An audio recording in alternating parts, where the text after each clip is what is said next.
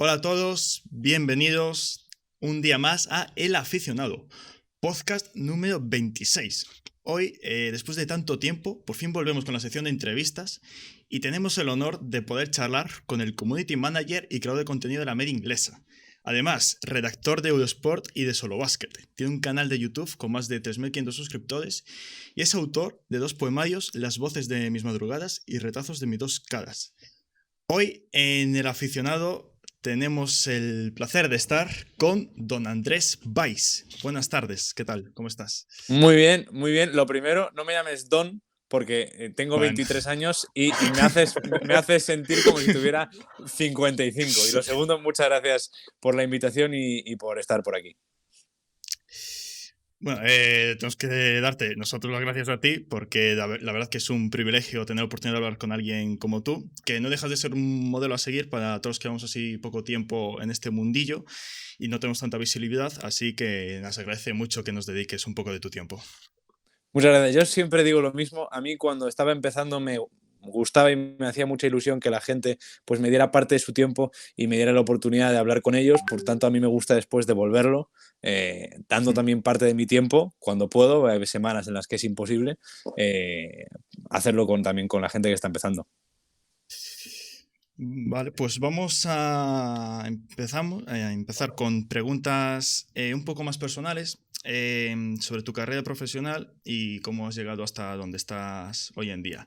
Lo Vale, primero, lo básico, lo que le preguntamos a todo el mundo. ¿De dónde viene esa pasión por el fútbol? pues es una... Al final la gente tiene raíces profundas, ¿no? Yo me crié durante gran parte de mi vida con mis dos abuelos, con mi abuela materna y con mi abuelo materno, y ambos eran unos aficionados al fútbol empedernidos. A mi abuela le gustaba todo el fútbol en general, mi abuelo es muy aficionado del Celta de Vigo, y entonces, claro, eso provocaba un vínculo muy grande con ellos porque allá donde fuéramos siempre tenía que haber una televisión, en un bar para ver un partido de fútbol. Además, tuve la suerte de crecer en uno de los mejores momentos periodísticos a nivel futbolístico de este país, con el minuto y resultado de la sexta, con los partidos que se echaban en abierto, con la cantidad de análisis futbolístico que había el día después en su máximo esplendor, el informe Robinson. Entonces, claro, mucho contenido periodístico, futbolístico de muy alto nivel, deportivo en general, a un alto nivel, pero sobre todo futbolístico, y eso pues provoca al final que te acabes encariñando un poco con ese deporte. A eso se le suma el empezar a ir a un estadio de fútbol de manera recurrente y empezar a asociarte de manera enfermiza con un equipo que te trae más desgracias que alegrías, y entonces al final es normal que acabes relacionado con el deporte en sí porque no te queda otra que amarlo. Y bueno, tienes un máster en periodismo, pero te graduaste en historia, que si no me fallan mis fuentes, fue durante esta carrera de historia donde empezaste a colaborar en varios medios como Solo Basket, Sportball y Skyhook. ¿Cómo fue eso que un chico que está estudiando la carrera de historia empieza a redactar así en medios de NBA y fútbol? ¿Tenías al principio, empezaste con un blog personal o ya empezaste en estos medios? Sí, mira, yo tengo aquí un tatuaje, pone 3 más uno para todo aquel que quiera responderme sí, ya sé que son 4, ¿vale? Aquí hay mucha gente graciosa. Eh, yo empecé mi primer blog con 14 años, en segundo de la ESO, que se llamaba 3 más Joder. uno baloncesto. Y entonces, claro, una vez ya llegué al mundo del periodismo profesional y empecé a vivir un poco de esto, dije, pues en honor a aquel primer blog que hacía con 14 años al salir del colegio, tenía que hacerlo. Empecé un poco porque ese amor por el deporte, sobre todo en general, me gusta mucho el fútbol y el baloncesto, pero me gustan también muchos deportes en general. Y yo llegué a la conclusión a los 12, 13 años que no iba a poder dedicarme profesionalmente a ninguno de ellos, ni al fútbol ni al baloncesto. No me iba a dar. Entonces, el sueño de vivir del fútbol o del baloncesto como jugador o como deportista pasó a ser el sueño de vivir del fútbol o del baloncesto como periodista, a través de contar los sueños de otros, ¿no? Y entonces, esto siempre me ha gustado mucho, pero cuando llegó el momento de decidir, a los 17 años en segundo de bachillerato, qué quería hacer y qué carrera profesional quería escoger, estaba entre historia y periodismo, porque periodismo es al final el mayor sueño que llevo teniendo desde que soy pequeño, pero la historia me apasiona desde que tengo 11, 12 años también, y me di cuenta de que tenía una oportunidad de hacer la carrera de historia e intentar seguir el camino del periodismo a través de estas páginas web de manera paralela y darle una oportunidad al periodismo cuando saliera de la carrera. Y si no me funcionaba, pues lo bueno es que tenía el plan B como profesor de historia, porque yo siempre digo que hay historiadores que pueden ser periodistas, como es mi caso, pero es muy raro encontrar a un graduado en periodismo siendo profesor de historia en un instituto porque tienes que tener unos conocimientos básicos formativos de universidad. Entonces, nada, yo hice la carrera de historia, mi TFG ya se basó en algo relacionado con el periodismo, que es la influencia del deporte en la lucha contra el racismo en la historia de Estados Unidos. Y entonces esto pues ayudó un poco a generar mi visión periodística del asunto junto a todas las colaboraciones que tú has mencionado antes que fui haciendo a lo largo de la carrera, y ahí es cuando decidí hacer el máster por darle esta oportunidad, ese one shot, ¿no?, que diría Eminem, al mundo del periodismo, a ver si entraba ese triple. Y si el triple entraba, pues intentar alargarlo lo máximo posible, incluso generar de ello una carrera profesional, y si no entraba, pues volverme con mis cosas a Vigo y estudiar para profesor, que también me habría llenado porque también me gusta mucho hablar de historia. Pero bueno, lo bueno es que el plan A funcionó y de momento no tengo que tirar del plan B. Y con el canal de YouTube empezaste también sobre esa edad, ¿no? Durante la Sí, carrera, con el blog. en abril de 2021, justo después del boom de todo lo de la Superliga, eh, yo me noté que a la gente le gustaba mucho lo que contaba del fútbol alemán, porque al final el fútbol alemán fue uno de los resistentes a la Superliga, con los clubs, con la regla del 50+1, y a la gente en redes le gustaba mucho. Entonces, pues yo tenía muchas ganas y mucha motivación personal de contar este tipo de historias, y a la gente pues parecía que quería escucharlas. Y entonces, bueno, abrí esta vía que me daba también una forma a mí de practicar delante de cámara, de ganar aprendizaje en Photoshop, en Canva, en Premiere, en edición, en conocimiento de redes sociales en ese sentido, y generar un poco un perfil un poco más 360 y polivalente como periodista. Y bueno, creo que durante 6 meses o así que no subes vídeo. ¿Tienes pensado retomarlo, no? Pronto. O bueno, El tema es que me gustaría, y siempre tengo ideas de cosas que quiero hacer, pero muchas veces vas con el día a día tan hasta el cuello que claro. este tipo de proyectos que al final tampoco te generan ingresos, Mm. tristemente los tienes que acabar un poco dejando de lado. Pero tengo un blog de notas en el móvil con ideas de vídeos, claro, porque se lesionó Marco Reus, entonces pensé en un vídeo de Marco Reus. El análisis de la convocatoria del Mundial de Alemania, evidentemente no lo hice, ni el pre ni el post, ni la situación del Mundial, ni historias de esta temporada en Alemania, como por ejemplo la del Unión Berlín, la del Freiburg, el posible ascenso del Hamburg. Tengo una entrevista grabada con un exjugador de la Bundesliga que cuando tenga tiempo para editarla, la editaré y la subiré, básicamente por tener algo ahí, porque a mí me parece increíble seguir manteniendo 3.500 suscriptores después de 6 meses. Cada semana hay gente que sigue viendo los vídeos, lo cual me parece increíble y la verdad me ilusiona mucho. Entonces sí, me apetece mucho retomarlo, pero de momento por falta de tiempo no estoy siendo capaz. Porque además no quiero hacerlo porque sí, ni a la Claro, sí. ligera. Quiero hacerlo pues cuidado y dándole un toque especial y mi perspectiva y demás. Claro, es que además es eso que en YouTube hay... ¿Cuántos canales se dedican a la Bundesliga? Muy Muy pocos. pocos. Está Entonces, la pizarra de la Bundes y yo.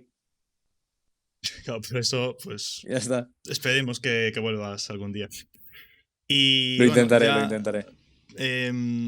por último estas preguntas. Entraste en la media inglesa en 2020, que creo Sí, como redactor de página web, correcto, en que mayo de fue 2020. 2 años después de su fundación. Eh, claro, no habías acabado la carrera aún, solo tienes la experiencia de haber sido redactor en los medios que mencionamos antes. ¿Cómo se te abrieron las puertas de la media inglesa? ¿Y cuál ha sido tu evolución de ser redactor, como dijiste, hasta el ser community manager y creador de contenido?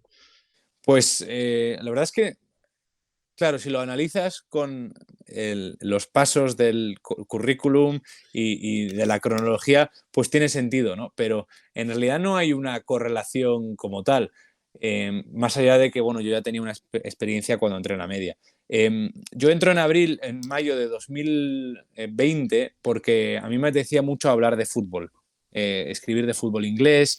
Estaba un poco quemado con el tema de baloncesto después de tantos años cubriéndolo de manera no remunerada, pues en estas webs que hay en internet, que ya comentaste previamente y a los que guardo mucho cariño por la oportunidad, pero estaba un poco quemado con el mundo del baloncesto. Entonces quería entrar en el mundo del fútbol de manera seria, empezar a escribir y contar pues todas las historias que yo tenía en mi cabeza, pero que no había podido contar en ningún sitio. Y entonces me puse en contacto con Ilie y con Juan, les pasé algunos textos que tenía, les encajaron con lo que querían hacer con la página web, con los artículos escritos, y a partir de ahí fui publicando, pues cada cuando podía o cada momento que yo tenía una oportunidad para hacer un texto así medianamente chulo, investigado, con un fondo histórico y periodístico detrás, y se publicaba. Hasta que, claro, cuando yo llegué a Madrid en octubre de 2021 a hacer el máster de periodismo deportivo, no tenía tiempo para currarme tanto los artículos. Y entonces, al final eso pues se quedó un poco de lado. Dejé de colaborar como tal en la página web de la media porque, bueno, no tenía tan poco tiempo ni muchas ideas y además estaba con el máster y iba a entrar de becario en Eurosport en diciembre de 2021. Y en mismo diciembre de 2021 sale la oportunidad de grabar un vídeo en la media, un vídeo de un fichaje de la Bundesliga para cada equipo de la Premier League, que a la gente le gustó mucho. Y nada, ese vídeo gustó y un par de meses después surgió la oportunidad de entrar como becario en la media para un poco empezar a encargarme del mundo de las redes sociales y darle un empujón al tema de TikTok, colaborar con la salida a Twitch en la que estamos ahora, crear guiones y echar una mano en el día a día. Y en septiembre ya, pues, asentado a tiempo completo en la media y desde entonces hasta ahora. Bueno, pues ahora pasamos a preguntas más relacionadas con el fútbol, así que Miguel, adelante. Bien, la primera que te queríamos hacer tiene que ver con, sabemos que te gustan mucho las ligas inglesa, la alemana y la española, y nos gustaría saber qué diferencias les ves tú entre estas tres ligas y cuál es la que más te atrae. Pues mira, la diferencia principal que veo entre el fútbol, voy a empezar entre el fútbol alemán. El fútbol alemán tiene algo único, que es el trato al aficionado.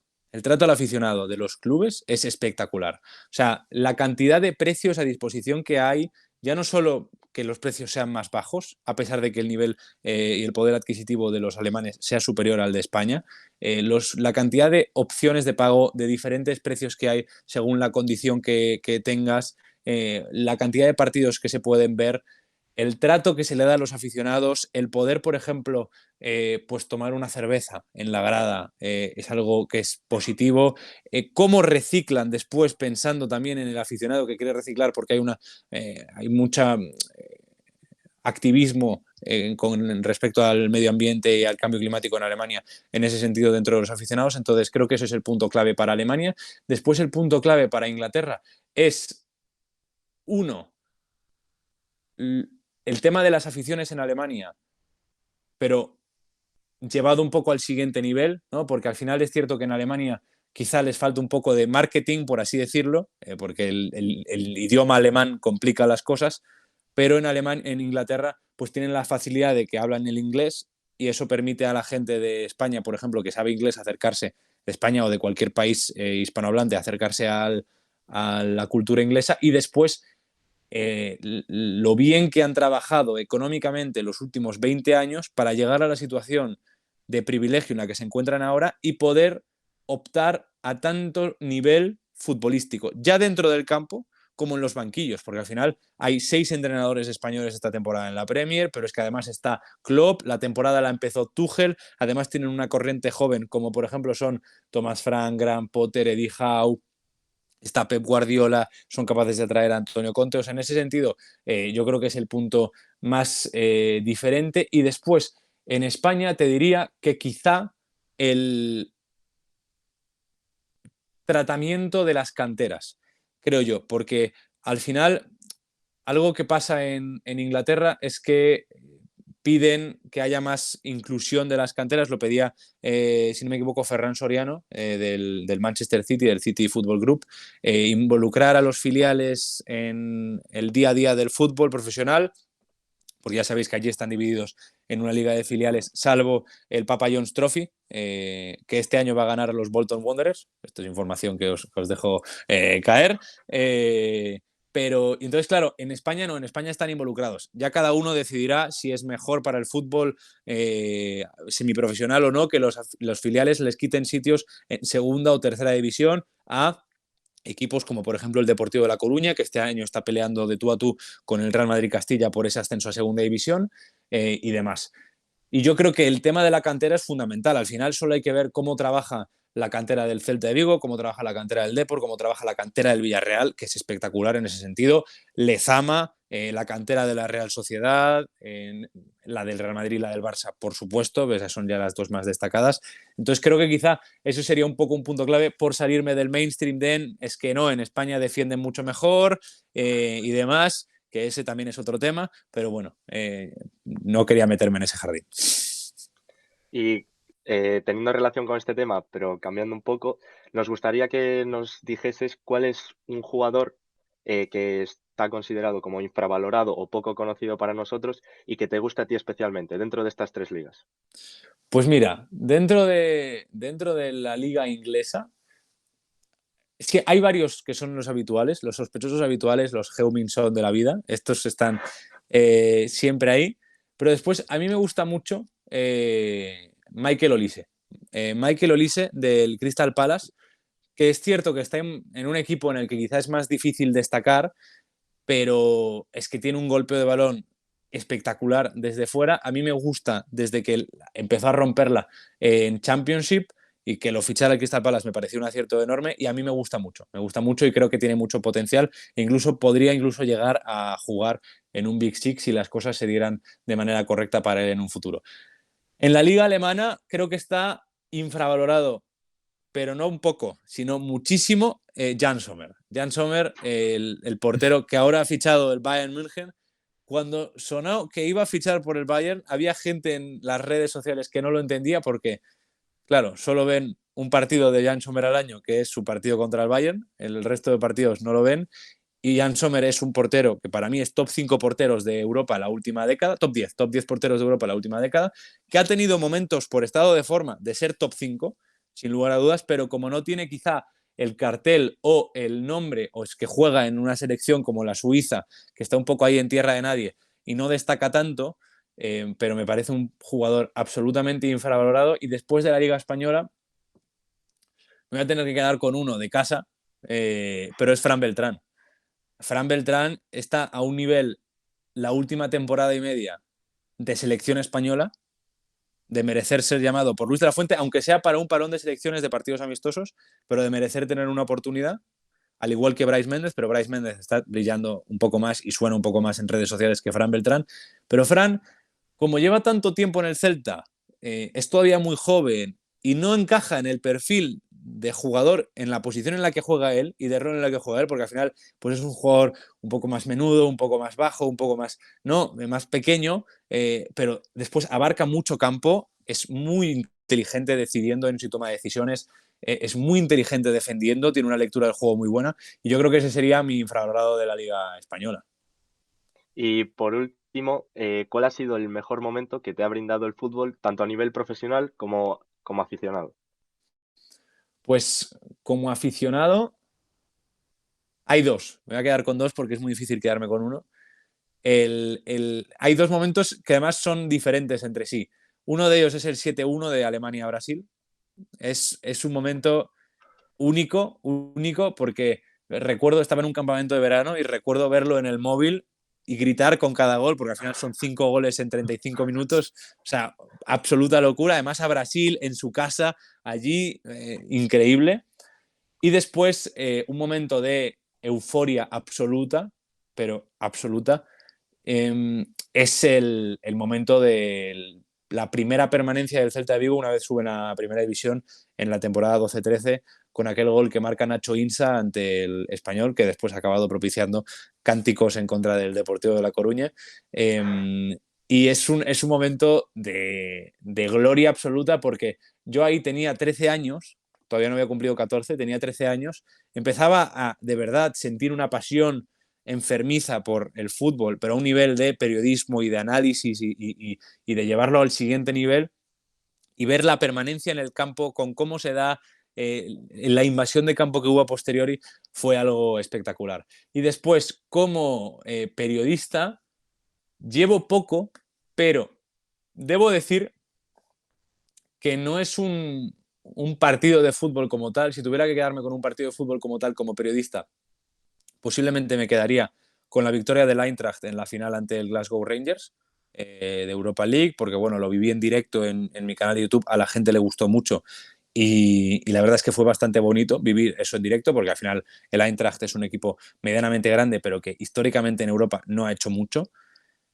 Y después un momento que me llenó mucho como periodista, pero que no está relacionado con un partido, es la publicación del documental del Mundial de Qatar que hicimos en la media inglesa, de El Mundial a sus pies, que ese fue un momento pues también de euforia bastante grande de haber formado parte de aquello. Pues ahora vamos a pasar a hacerte unas preguntas cortas de respuesta de una Sí, palabra, dos. de temas variados. Hay de todo, preguntas personales, también de fútbol. Bueno, ya Me irás parece viendo. bien, me parece bien. Estas cosas me gustan. Que después, si no me enrollo, y ya habéis visto que puedo tardar 5 No, minutos en hombre, darte una pero joder, respuesta. te lo agradecemos también. Bueno, pues empezamos. ¿Perros o gatos? Perros, siempre. Así me gusta. Artista, artista o grupo favorito. Bad Bunny y ACDC. No puedo quedarme con uno. Película o serie favorita. Reservoir Dogs, película y serie The Office. Muy buen gusto. ¿Tienes alguna fobia o miedo irracional? Tengo muchísimo vértigo. Y eso que mido 1,93 m, lo cual debería ser extraño, pero sí, tengo mucho vértigo. Luego, un equipo que te caiga mal.